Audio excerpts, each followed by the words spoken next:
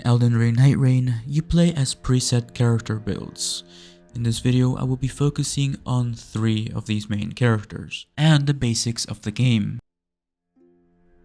Wylder is your average guy, your typical warrior or a strength build. He has a hookshot ability, which pulls smaller enemies towards you and pulls you towards bigger enemies.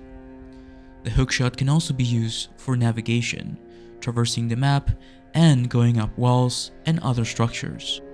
In Elden Ring Nightreign, you don't take fall damage. Combining the smooth movement with the grappling hook can be very beneficial, especially since in Nightreign, you are in a constant battle against time. Wylder's ultimate ability is an explosive strike. It can be charged, comboed, and can be used while you're running. You can also combine your hookshot with your ultimate ability. The Guardian is the tank of the group. He is known to use quality weapons such as lances and halberds. The Guardian has enhanced shield capabilities. They can also use a whirlwind to get rid of status effects like Deathblight, Poison, and Scarlet Rot. Guardian's ultimate ability allows them to jump into the air and strike down enemies to stun them. You can also use this to revive teammates effectively. Striking down enemies that are nearby allies will apply a poise buff or other status effects on your teammates. So I mentioned briefly reviving teammates. Well, in Elden Ring Nightreign, when your HP drops down to 0, your teammates will have to revive you. You will be in a knocked out state. So using Guardian's ultimate ability that jumps into the air and lands a striking blow is very useful for this very reason. Each time you go down, you will be harder to revive. This parameter is based on how much damage your teammates deal to you when you are downed. The Recluse is the mage of the group. They can apply a handful of elemental damages. Once you throw, for example, fire at an enemy, you will be able to absorb its essence. If you absorb 3 different elements, you will be able to combine them into a cocktail. And when you use this ability, you will be able to release an incredible amount of damage. The mage's ultimate ability allows them to apply a red emblem on the enemy. Allies will regain health and FP upon landing strikes. This effect also applies to yourself. The Recluse's passive ability allows them to automatically regenerate FP, which is used to cast magic.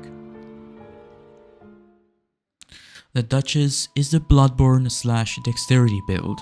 They are the aggressive character of the group. Their passive sidestep is similar to Bloodborne's dodge. Their primary ability is sort of like a stopwatch that duplicates damage and is depicted by a white spirit. The Duchess's ultimate is an invisibility cloak. It cloaks you and your teammates, allowing you for stealth attacks, reviving teammates more effectively and safely, and it also allows you to leave battles or loot. As you're constantly battling against time in Nightreign, perhaps you might not want to defeat a boss, you just want the loot around them. So using the invisibility cloak is very effective for this very reason. Looting is much more different than in Elden Rings. You are in a constant battle against time. When you open a chest, its contents will drop onto the floor, and items will be color-coded based on rarity, similar to some well-known Battle Royale games. As far as I know, there are 4 rarities: white, blue, purple, and orange. So, common, rare, epic, and legendary. Items will be displayed the same way they are in Elden Ring's first game. You will see this white little glow. When you interact with this white glow, items will just automatically pop out. You will be able to choose what items to carry with you. Knowing how looting works is essential to Nightreign. To upgrade your weapons, you can use smithing stones to strengthen your armaments at the smithing table. One smithing stone will be required to strengthen an armament further. You can also find merchants around the map and use your runes to purchase items, such as smithing stones. To level up in Elden Ring Nightreign, all you have to do is stand around the Site of Grace. This will also heal your character. The Night's Tide surrounding the map will draw in as time passes. Characters who stay inside an area covered by the Night's Tide will lose HP gradually. Weapons now come with buffs, similar to those of talismans in the first Elden Ring game.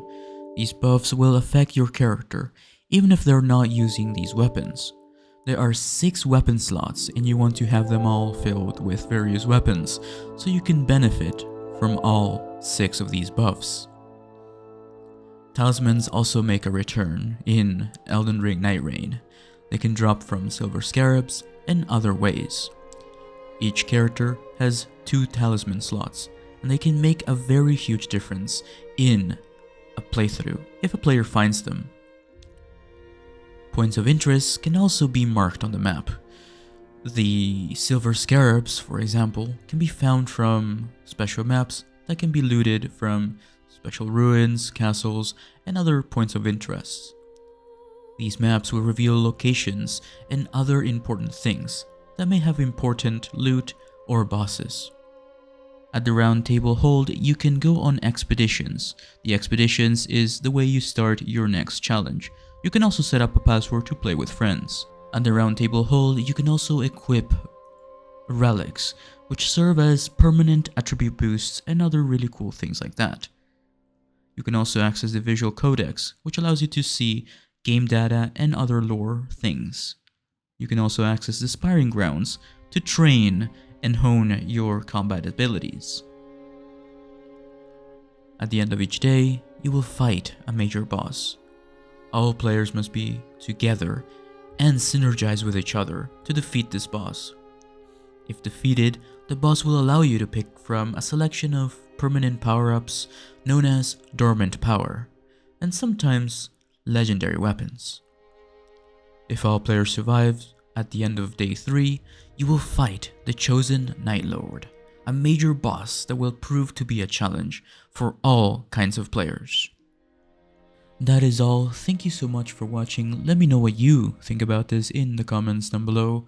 I personally think this is a really fun co-op experience, and it benefits a lot from you having a bunch of friends, or at least 2 friends, who are also interested in Souls-like games or who like Elden Ring. I think this game was definitely made for that sort of experience. If you play with randoms, you might have a completely, maybe even negative experience, because this game requires a lot of cooperation and synergy, and it turns out to be a little bit too difficult if you don't have any of that sort of synergy or a really good build that synergizes with your friends. So keep that in mind if you're planning on playing the Elden Ring Nightreign network test, because you might not have the same experience once the full game releases and you're allowed to play with your friends. Anyway, don't forget to leave a like and subscribe, hit the notification bell to stay up to date with more Nightreign and other Souls-like experiences, and I will see you in the next video.